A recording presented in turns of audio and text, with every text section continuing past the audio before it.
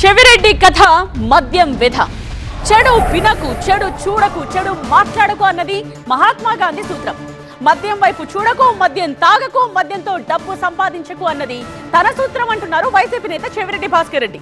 మద్యం అంటే అసహించుకునే చెవిరెడ్డి కుటుంబం అదే మద్యం కేసులో ఇరుక్కుని ఇప్పుడు అల్లాడిపోతోంది. నా మనసా వాచా కర్మేనా, నేను లెక్క జోలికి ఎప్పుడు పోలేదు, లెక్క వస్తే నాకు సంబంధం లేదు. నేను 7వ తరగతి చదివేటప్పుడే మా నాన్న తాగుడు వల్ల మా అమ్మ ఆత్మహత్య చేసుకునే దాకెళ్ళేది నా కళ్ళతో చూశాను. అదే తాగుడు మానలేక మా నాన్న చనిపోయాడు, అదే తాగుడుతో మా తమ్ముడు చనిపోయాడు. నా కుటుంబంలో అలా జరిగిన తర్వాత ఈ రోజు వరకు నేను లిక్కర్ జోలికి వెళ్ళలేదు. లిక్కర్ని ద్వేషిస్తాను, లిక్కర్ జోలికి నేను చిన్నప్పటి నుంచి ఏదైతే ద్వేషించానో అందులో అరెస్ట్ చేయడం బాగా చేసింది. చెవిరెడ్డి భాస్కర్ రెడ్డి మాటలు విన్నారుగా. తండ్రి తాగుడు వ్యసనం వల్ల చెవిరెడ్డి కుటుంబం చితికిపోయింది. ఇవన్నీ చూశాక బాల్యం నుంచే మద్యంపై అసహనం పెంచుకున్నా అన్నారు భాస్కర్ రెడ్డి. మద్యం అంటేనే తనకు గిట్టదంటున్నారు.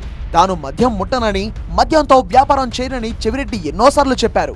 అలాంటి వ్యక్తి ఇప్పుడు అదే మద్యం కేసులో ఇరుక్కొని జైలు పాలయ్యారు. రిమాండ్ ఖైదీగా విజయవాడ జైల్లో ఉన్నారు చెవిరెడ్డి భాస్కర్ రెడ్డి. ఆయన పెద్ద కుమారుడు మోహిత్ రెడ్డి ఇదే కేసులో బెయిల్పై ఉన్నారు. చెవిరెడ్డి భార్య పేరు మీద ఉన్న ఆస్తులను అటాచ్ చేయాలని ప్రభుత్వం ఆదేశించింది. లిక్కర్ స్కామ్ ద్వారా చెవిరెడ్డి కుటుంబం భారీగా భూములు కొనుగోలు చేశారని ఆరోపిస్తోంది సిట్.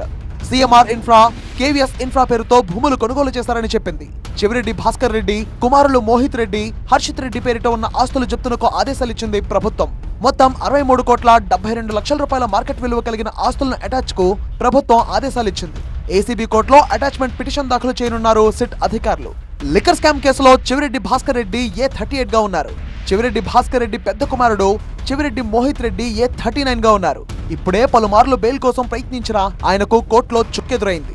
తనను లిక్కర్ కేసులో అన్యాయంగా ఇరికించారంటూ బోరున విలిపిస్తున్నారు చెవిరెడ్డి భాస్కర్ రెడ్డి. తనను కూటమి ప్రభుత్వం అరెస్ట్ చేయించినందుకు తనకు బాధ లేదన్నారు ఆయన. కానీ లిక్కర్ కేసులో జైలుకు పంపినందుకు గుండె బరువెక్కిందంటున్నారు. అన్యాయంగా చాలా మందిని ఇబ్బంది పెడుతున్నారు. ఇవన్నీ మంచిది కాదు.